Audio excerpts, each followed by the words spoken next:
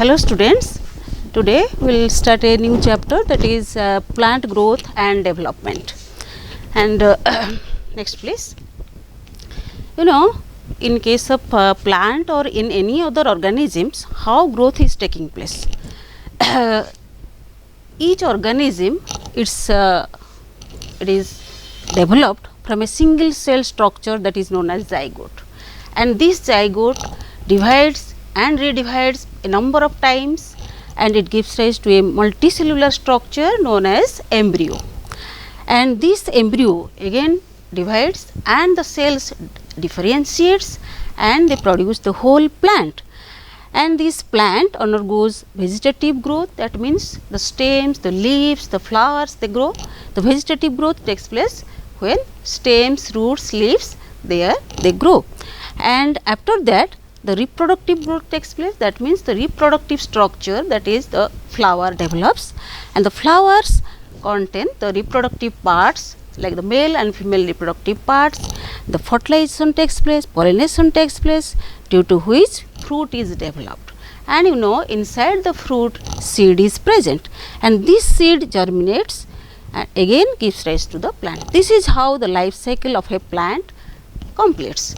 And in all these stages of plant life, it involves these three important steps. They are called as the cell division, elongation and differentiation.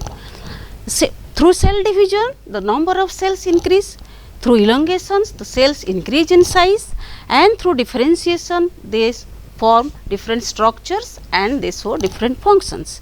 And all these things are controlled by some genes, or you can say it is controlled by genetic and also some biomolecules. So, it is controlled by genetic and also the biochemical factors. So, what is the growth actually, and how you can define growth? Growth is defined as a permanent and irreversible change in any plant or its parts in relation to its size, volume and weight. Clear? This is how growth is defined, and growth is said to be permanent and irreversible. Why it is called permanent and irreversible? For example, take your case.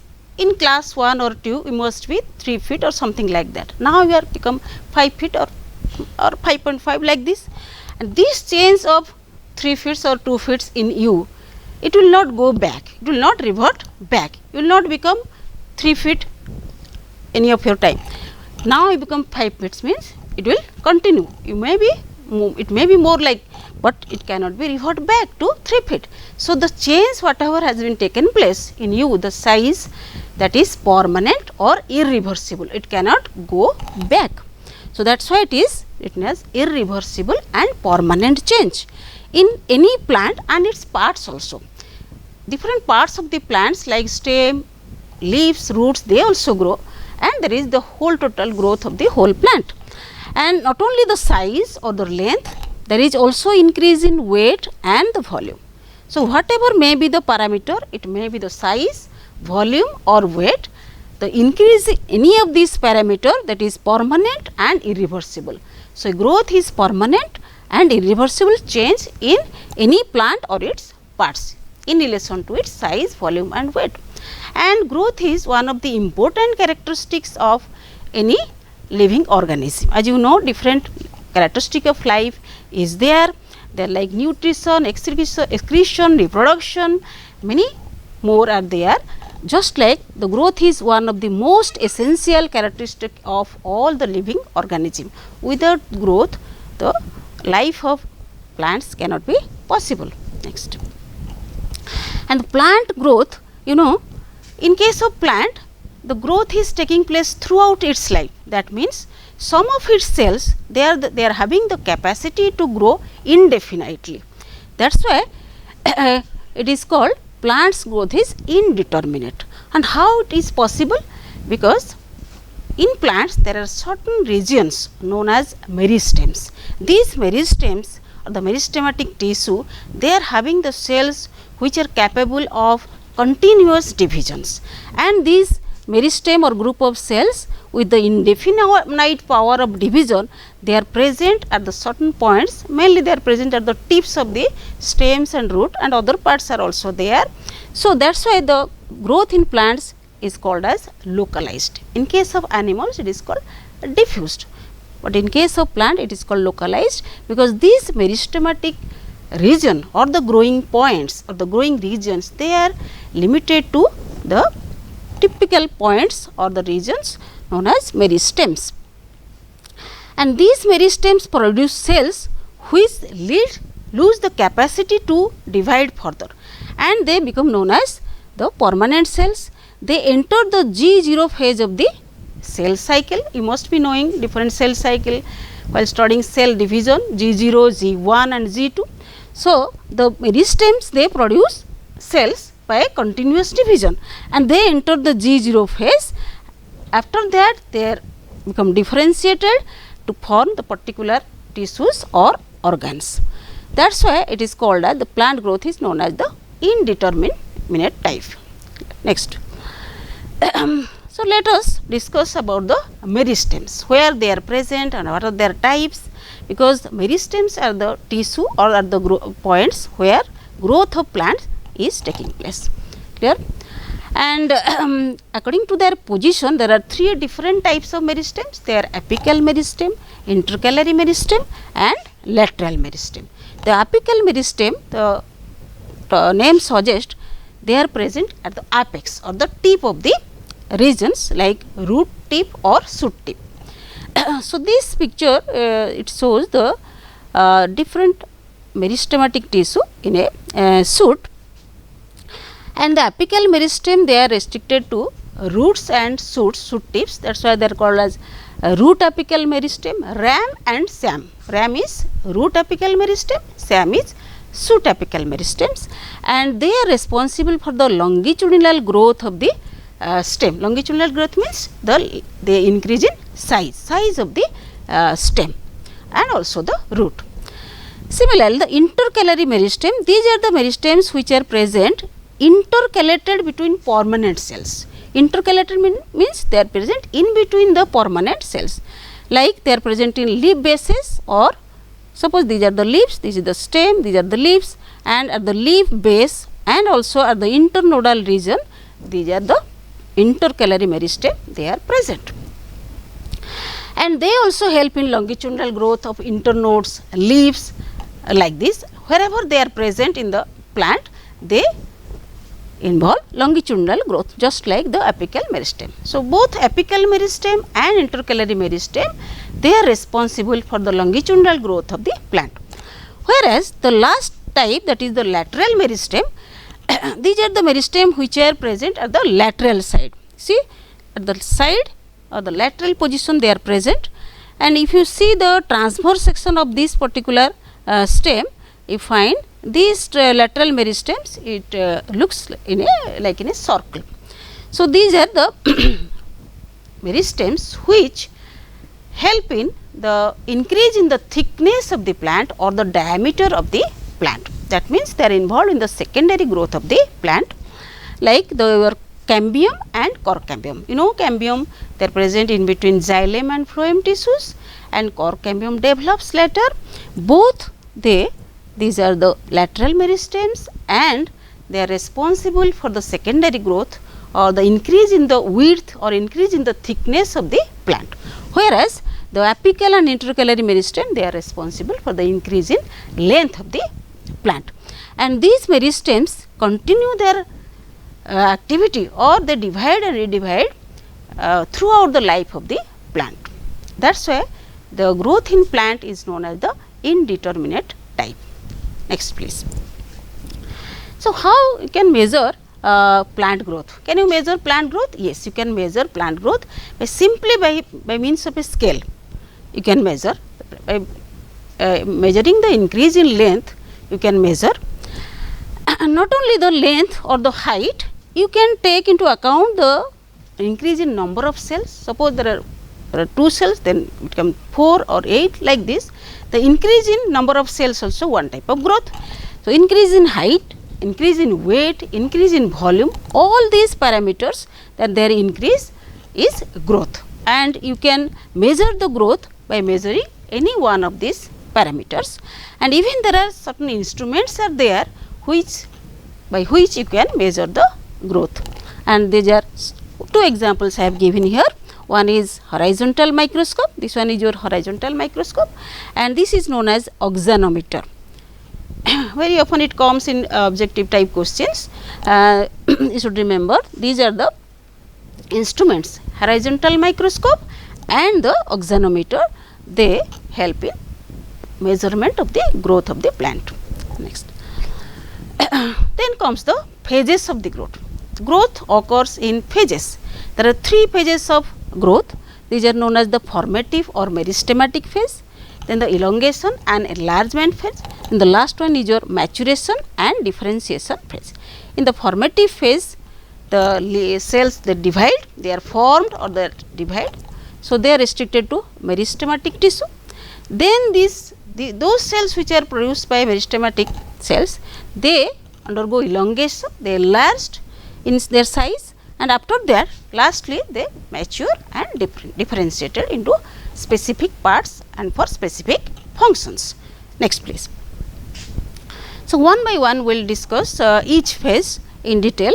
So, the first phase is the formative phase or meristematic phase, and this phase it is represented by a group of actively dividing cells that you known as the meristematic tissue or the meristematic cells, and these are present generally at the tip of the root and shoot.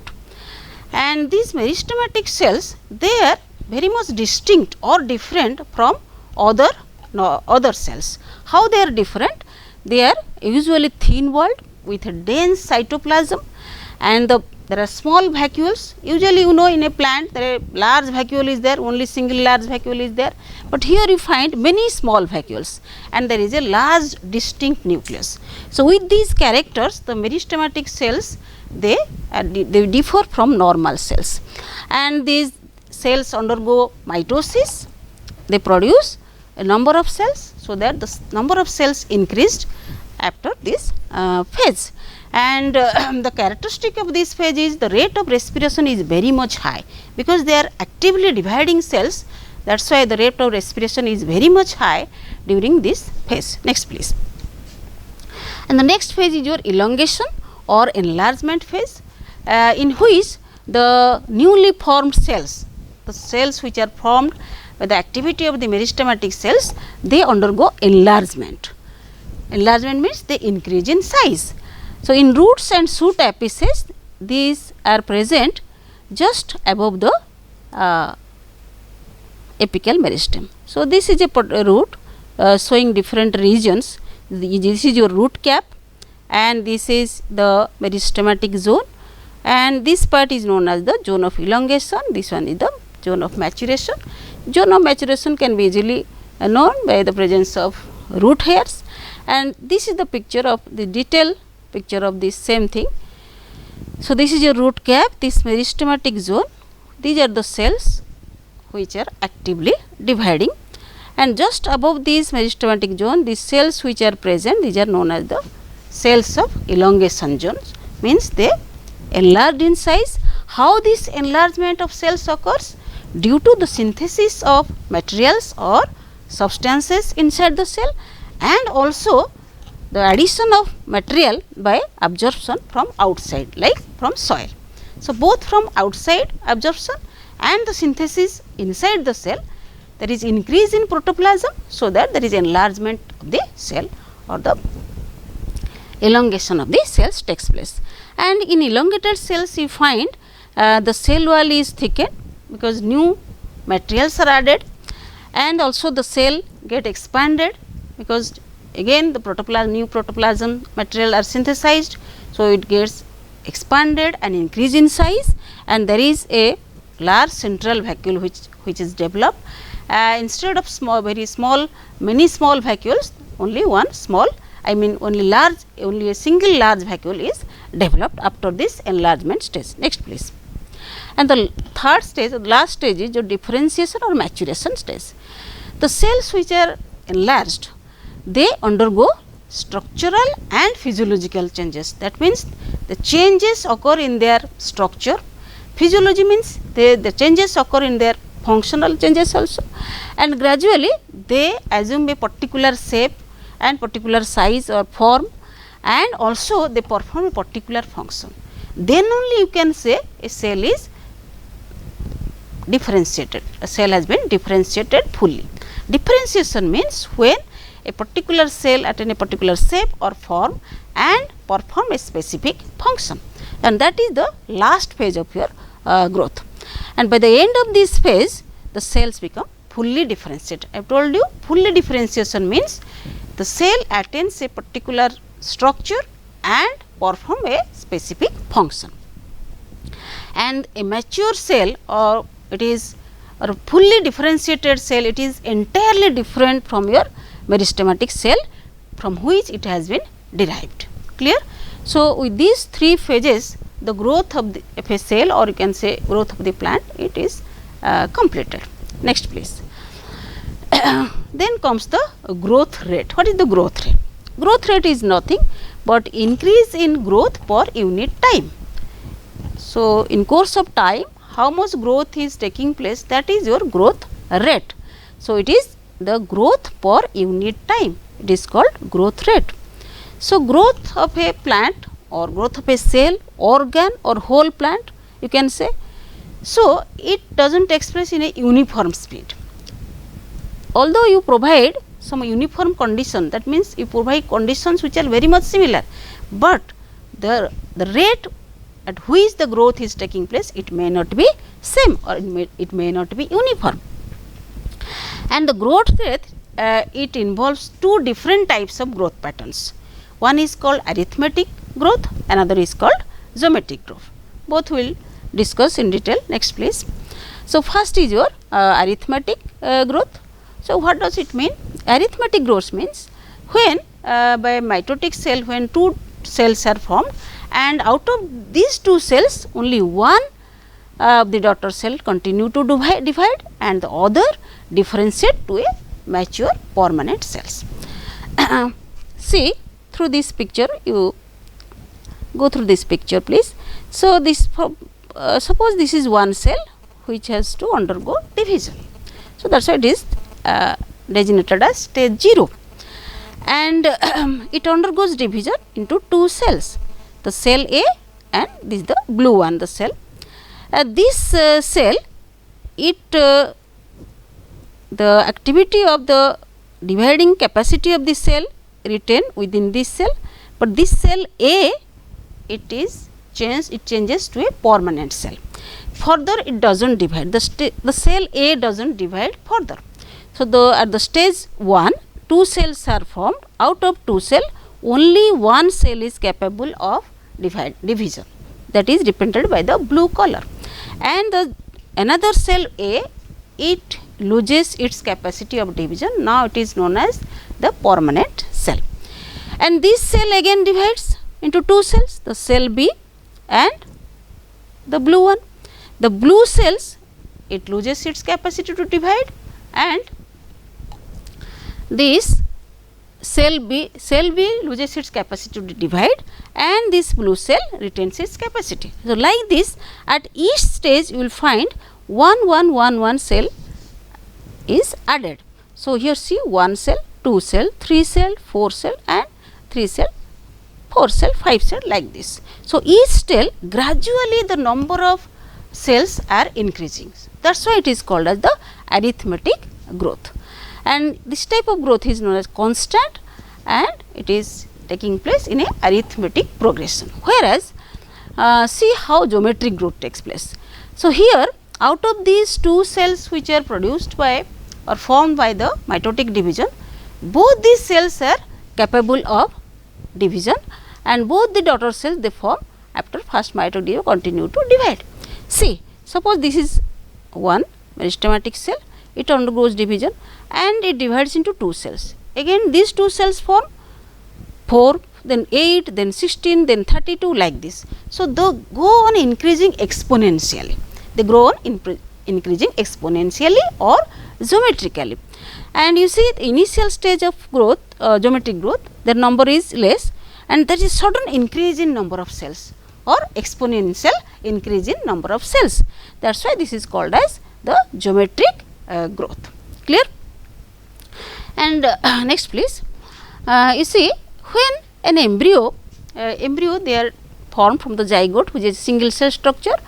During the growth of embryo, when the division takes place, cell division, first time the growth is of geometric type. That means the one cell zygote becomes 2 cell, then 4 cell, then 8 cell, then 16, 30 like this. And when it becomes a multicellular structure, some of the cells they lose their capacity to divide. So in this picture you see these cells they have lost their capacity to divide, and this cell, the blue one, they are having the capacity to divide. So during the growth of an embryo, this initial growth is of geometric type and later the growth is of arithmetic type. Next please. And you can represent this both this type of growth in some formula, like mathematically the arithmetic growth is LT is equal to L0 plus RT, where LT means the length. If you are measuring the growth in terms of length, then LT means the length at the time t, and L0 that is the length at time initial time, and R is the growth per unit time. Whereas the geometric growth, it is mathematically represented as W1 is equal to W0 ERT. So W1 means the final size after the time t, at the final size, and W0 is the initial size. The size here means it may be length, or it may be weight, or it may be volume like this. And the R is the growth rate, T is the time, and is the base of natural logarithm. And if you graphically represented both these type of growth, you will find that in case of arithmetic growth, it forms a linear curve. Suppose this you start growth from here at this point, and in course of time the growth increases in a linear way. The number of cells that are added in a arithmetic progression gradually, so it forms a linear curve. Whereas in case of geometric growth, we find when the growth is plotted against time, we find a typical S-shaped curve. S-shaped curve, it is known as a sigmoid curve. So here you find a linear curve, here you find a S-shaped curve. This is the difference between the graphical representation of both these type of growth, and we will discuss in detail this S-shaped growth because it is the characteristic feature of each living organism. Next please. And this is called as a growth curve. So in geometric growth, the growth pattern has formed a S-shaped curve, and this is having 3 different phases of growth. One is called lag phase, next is the log phase, and the stationary phase or mature phase. So what is a lag phase? Lag phase means when there is the initial phase of growth, when the growth is very slow. Growth is taking place in a very slow rate, that is the lag phase.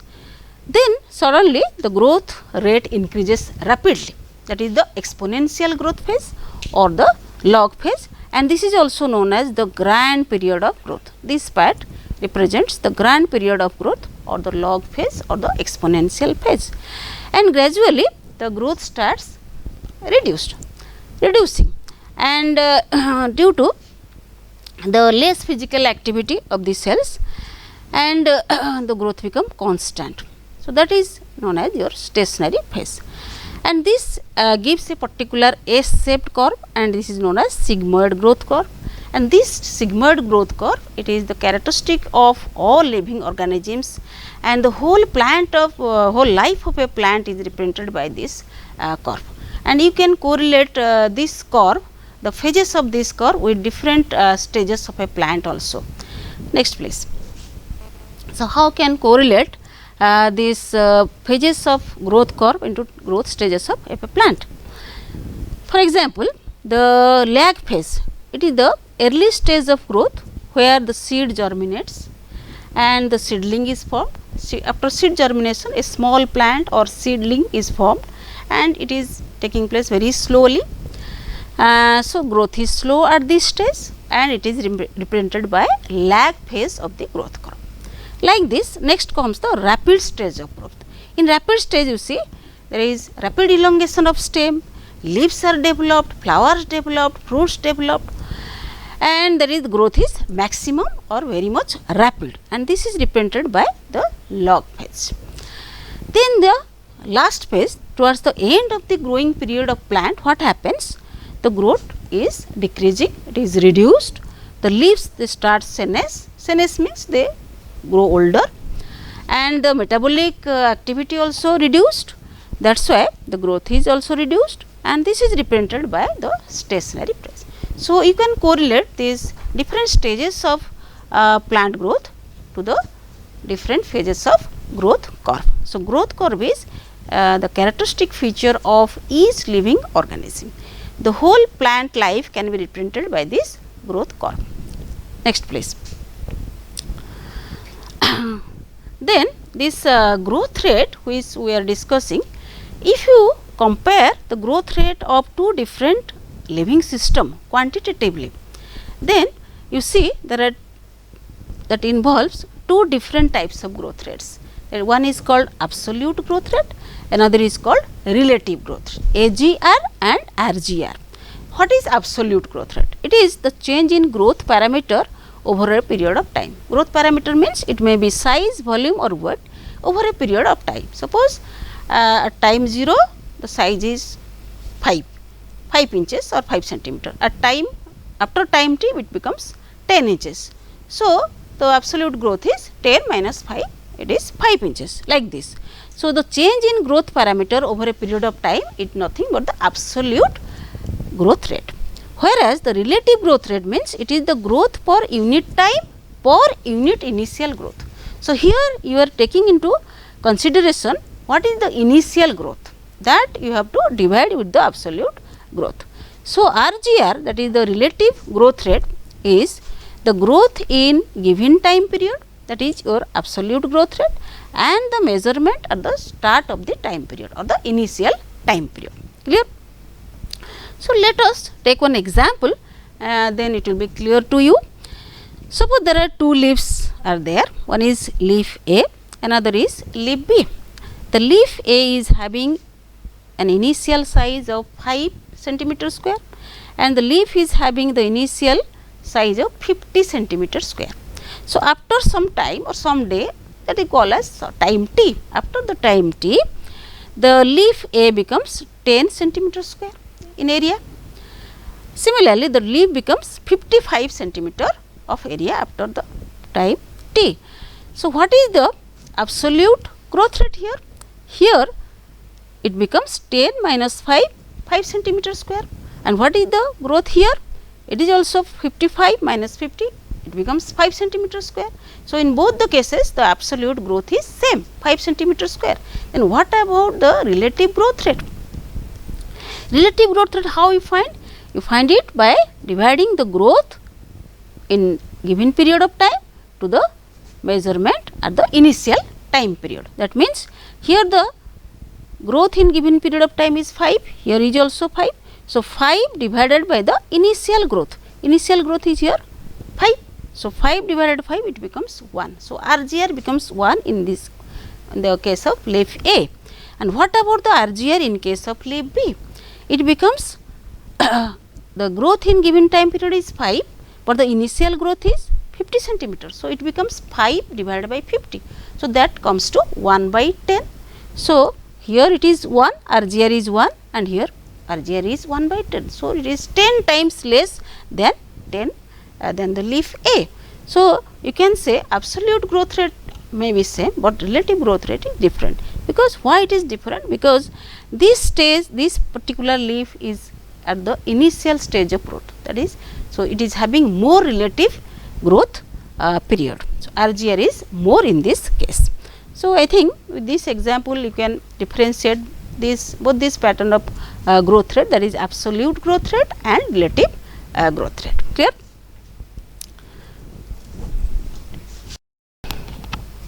Start.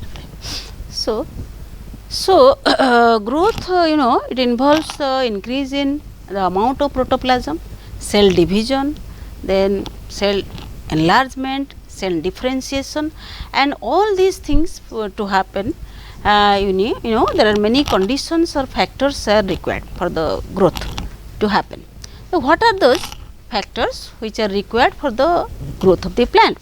The most important factor, that is the nutrient or the food, nutrient supply.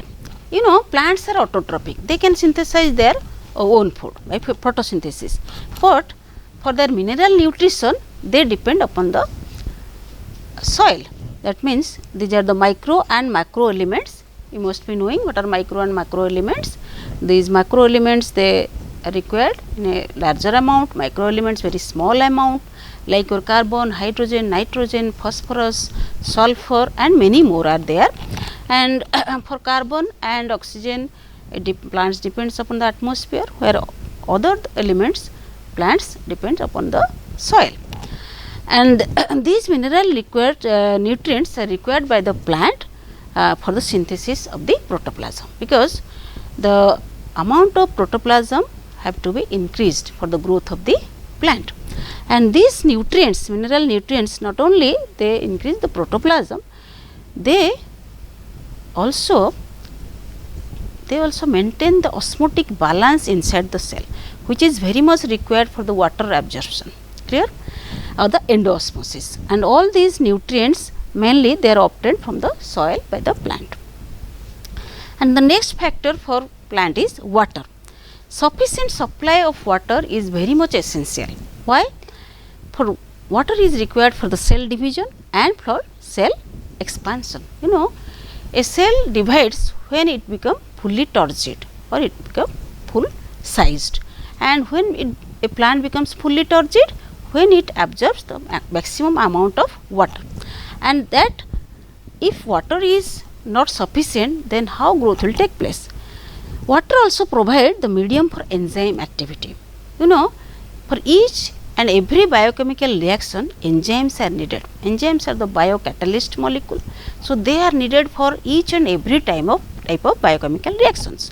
And these enzymes, they act only in a water medium. If there is dryness or if there is sufficient water is not there, then growth cannot take place or any biochemical process cannot take place. And if water stress is there, that means insufficient water is there, then it will completely stop the growth of the plant.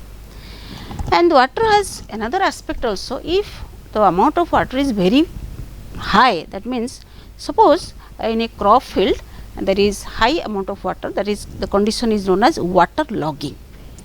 What will happen? Then due to more water, an anaerobic condition is created in the root, and for roots the oxygen supply will cut off, and that will be harmful for the growth of the root and for the plant.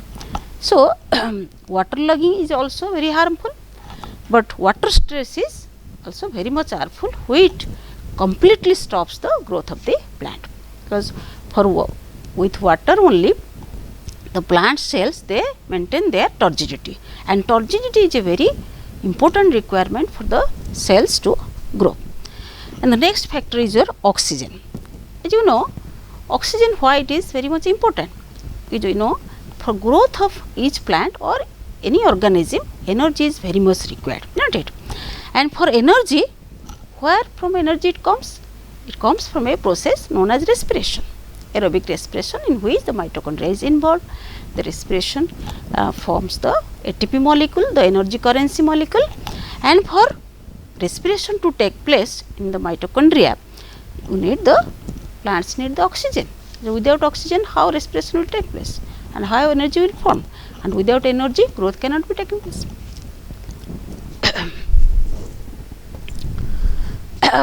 Another factor is the temperature. Temperature is also one of the important factor, and there is a range of temperature for plant, that is 28 degree to 35 degree centigrade. It is known as the optimum temperature. Means within this range of temperature, the plant growth is maximum, is better. And if there is the temperature is very much less, that means it is less than 5 like this, then what will happen? This also harmful for plant. How it is harmful? Because at this temperature the enzymes they get inactivated. As I already told you that each biochemical process, each metabolic process requires some enzymes, and if the temperature is very much low, that is below 5 degrees centigrade, the enzymes become inactive. And similarly, if the temperature is as high as more than 45 degrees centigrade, what will happen? These enzymes they get denatured, that means they will destroyed. If enzymes are destroyed, then all these metabolic process they will be inactivated or they will not take place properly. So, you can say both high temperature and low temperature both are harmful or detrimental for the growth of the plant. So, there is a certain range of temperature known as optimum temperature which is required for the growth of the plant. Some plants they need a low temperature treatment for their growth, that we will discuss in some other class. That process is known as vernalization and we will discuss it in later classes. But there is a optimum temperature range is 28 to 35 degrees centigrade for plant. Then comes the factor light. Light is one important factor. Why? There are three different aspects of light, all are important for plant. What are those three important aspects? They are the light intensity, quality and duration, all affects the plant growth.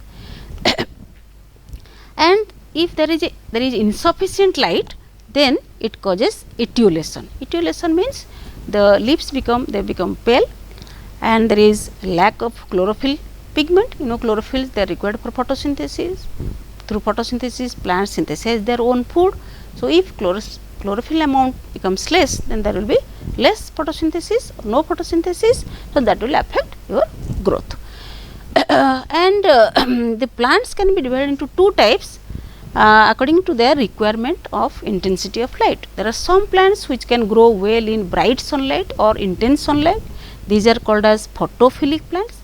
Similarly, there are some plants which grow very well in shade or less intensity of light or shade, and these are known as photophobic plants. So, photophilic means light loving, philic means loving, and photophobic means hating, or they grow well in less light, less intensity of light, or they grow well in shade. That is why they are called photophobic plants. Similarly, light also affect other physiological processes like seed germination, flowering, etc. And this we will discuss in another class in detail. And the duration of light and its effect on reproductive growth, it is known as photoperiodism. The duration of light, their effect on plant growth is called as photoperiodism. That also will be discussed in another class.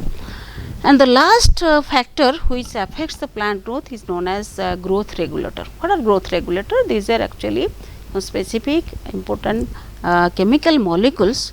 They are also known as plant hormones or phytohormones. They regulate the growth and also the differentiation in plants.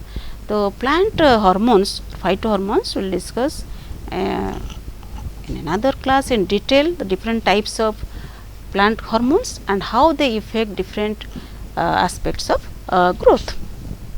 So, these are the different conditions they are affecting the plant growth. Then another aspect of growth, that is the differentiation.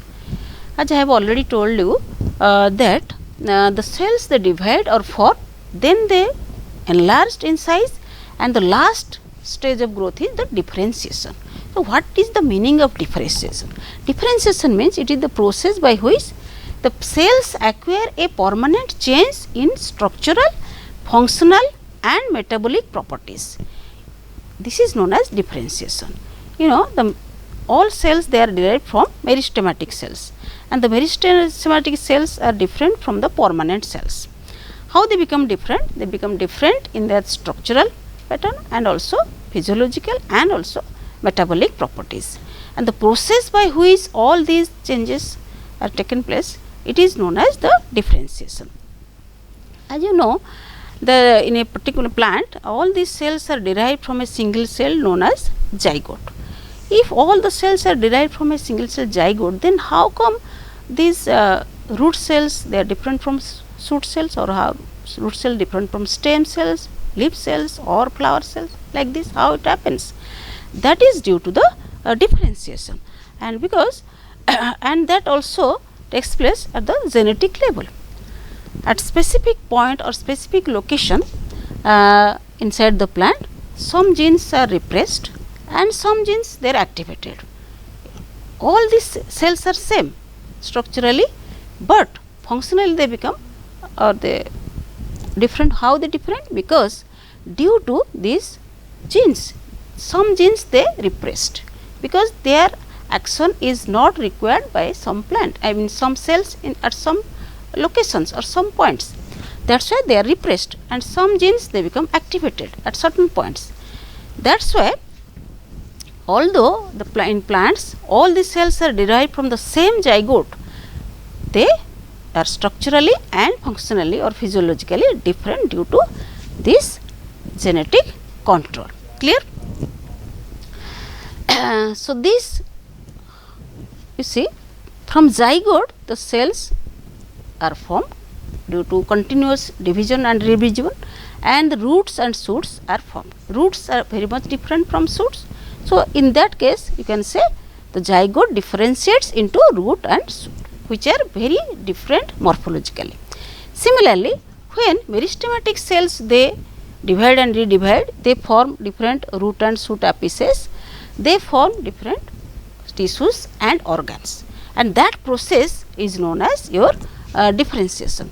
One example you can take, there is a meristematic tissue known as cambium which is present in between the primary xylem and phloem, and when it divides, when it starts dividing, it forms two different types of cells, again secondary xylem and secondary phloem. And again this xylem and phloem, different types of cells are there, like the xylem is having tracheids and vessels. Similarly, phloem is having sieve tubes, companion cell, phloem parenchyma, like this. So, this is how differentiation between cells or tissues takes place. And without differentiation, growth is not complete. A cell first divides, then it increases in size, then it has to differentiate it. Differentiation means it has to acquire some structural change in it, so that it can perform a specific function. Then only you can say a cell is fully differentiated, and with differentiation only the growth is completed. So, let us see some examples in some cell types how actually differentiation take place. So, in this table you can see the cell type and their structural characteristic and what functions they perform finally. And you see all these cells, these are some of the examples, many more type of cells are there in plants. Some of the examples I have taken. So, these cells, all these cells are derived from the meristematic cells and from you can say the zygote, and they become structurally different so that they can perform specific function. For example, you take the example of palisade parenchyma which is present in a leaf cell, I mean leaf organ.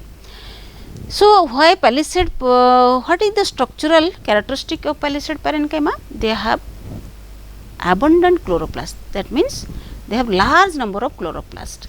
So, this number of chloroplast, due to presence of this number of more number of chloroplast, they are structurally different from other cells. Why they are structurally different? So that they can perform a specific function, that is photosynthesis. If more number of chloroplast is there, means more amount of photosynthesis will take place. Clear? So, you see how there is structural change for specific function in a cell. Similarly, the tracheids which are present in xylem, they show the wall thickening, the wall of the trachid that is thickened due to deposition of lignin and cellulose, and there is emptiness or emptying of the this trachid vessel so that it can conduct water, because tracheids they conduct water, xylem conducts water, the tracheids elements of the xylem they actually conduct water. So, they need this thickening so that they can withstand the force of water, and at the same time there is emptiness or emptying so that they can conduct large volume of water. So, for these structural changes there is function is the conduction of sap, the water with mineral is known as sap. Come to the guard cells. Guard cells are present in the leaves, and they help in transpiration process. And these guard cells, they are having a reniform shape or kidney shape, and also differential wall thickening. What is the meaning of differential wall thickening? Means the outer wall and the inner wall of the guard cells, they are having same or different type of thickening. Clear?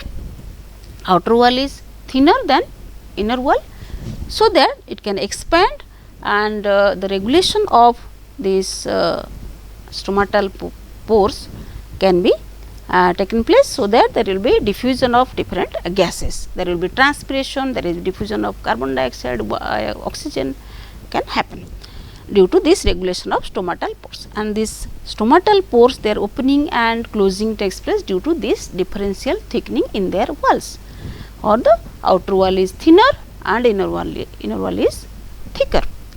Due to this differential thickening, there is regulation of stomatal pores. Then another is root cap. Root cap, there is secretion of mucilage and covering, so that it can protect the root apical meristem and growth in soil. Then the fibers, they are elongated. There is also wall thickening, so that they can give mechanical strength. Similarly, some collenchyma tissue, there is uneven pectocellulosic thickening, that means pectin and cellulose. They are present in the corners of these cells, and due to this they provide strength and also flexibility. Due to uneven thickening, they provide flexibility, and due to this deposition of these materials, they provide strength. Similarly, trichomes are there. These are the hair-like structures. So, they are present on the surface, and they help in reduction in transpiration and having some stationary air layer. So, from this you can see how these cells become structurally different, so that they can perform a specific function. That means the cells or the tissues are fully differentiated, and with differentiation the growth completes.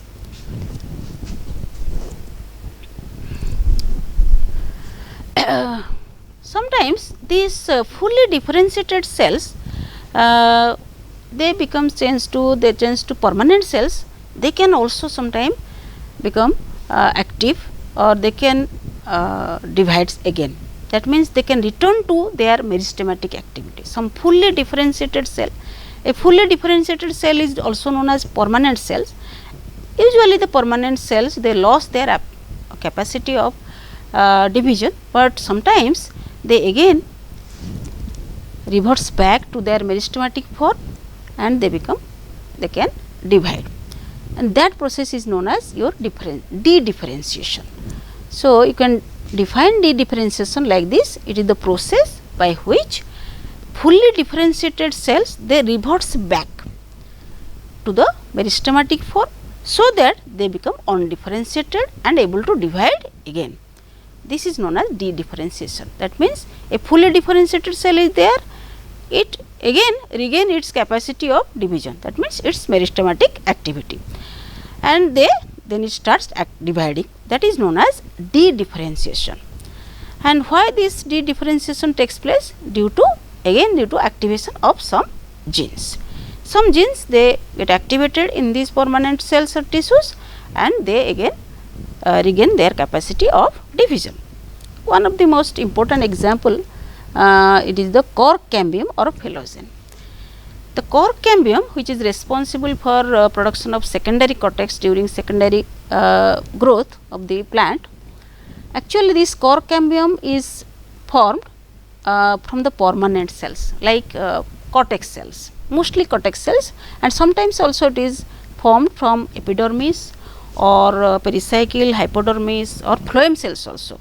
All these cells are permanent cells, but some cells of these permanent cells, they start the division, or they regain their capacity of division, or they become meristematic, and they are known as cork cambium or phellogen.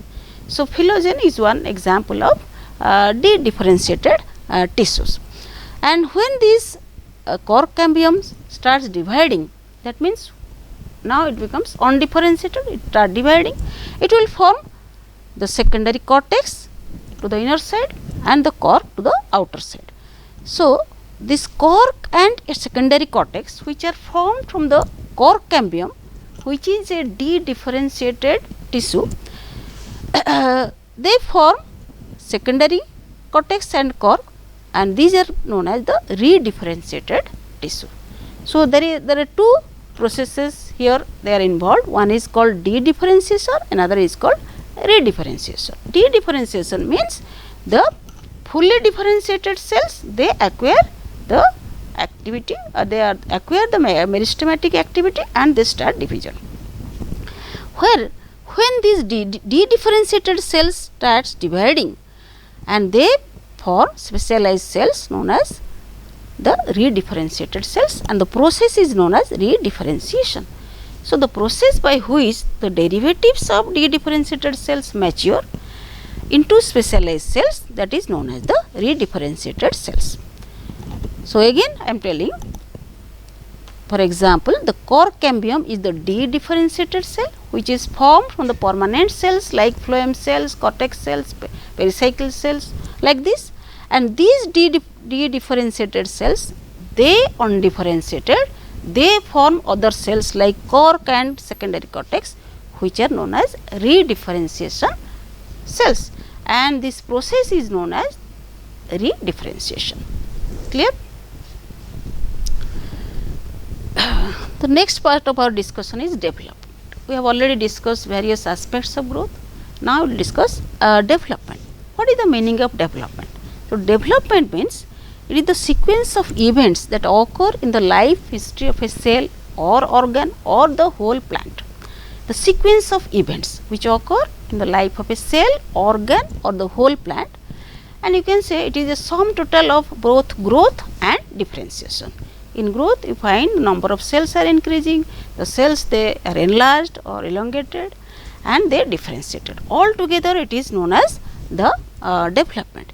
Even this development can take place at the subcellular level, like some organelles or subcellular particles, they can also develop. For example, if some cells are exposed to light, they starts forming new chloroplast. So, that is, you say, the development at subcellular level.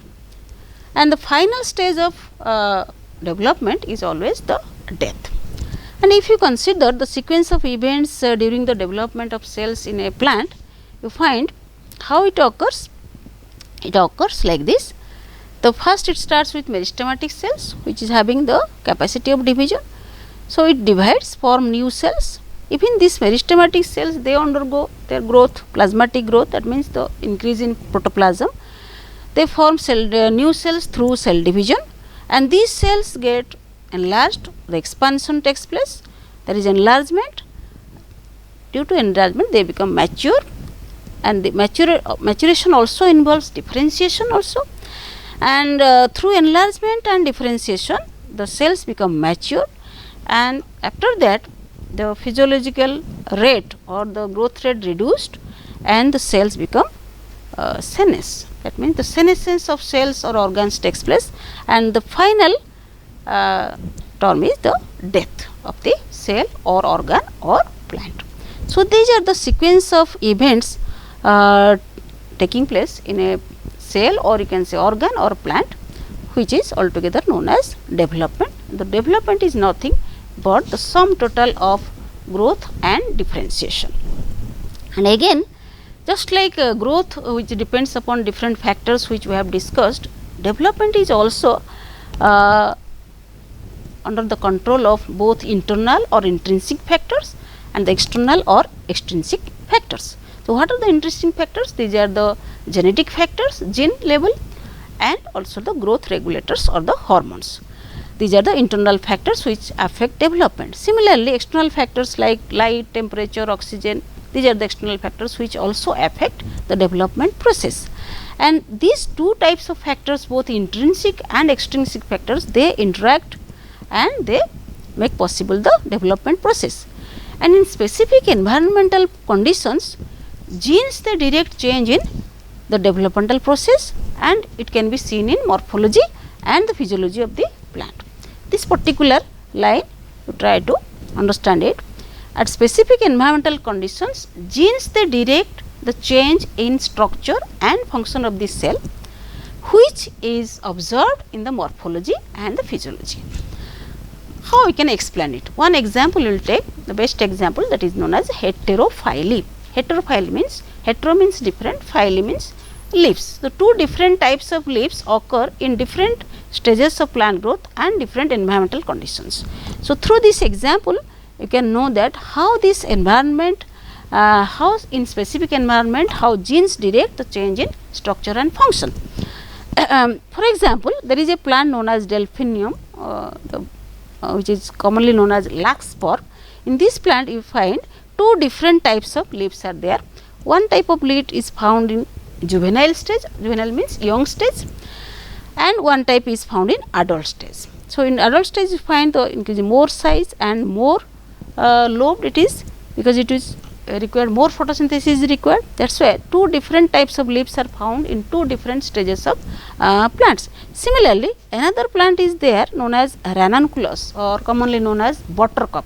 You find two different types of leaves. Why? Because this particular plant, it is like an amphibian plant. That means part of it is inside present inside the water and part is present in the air, aerial.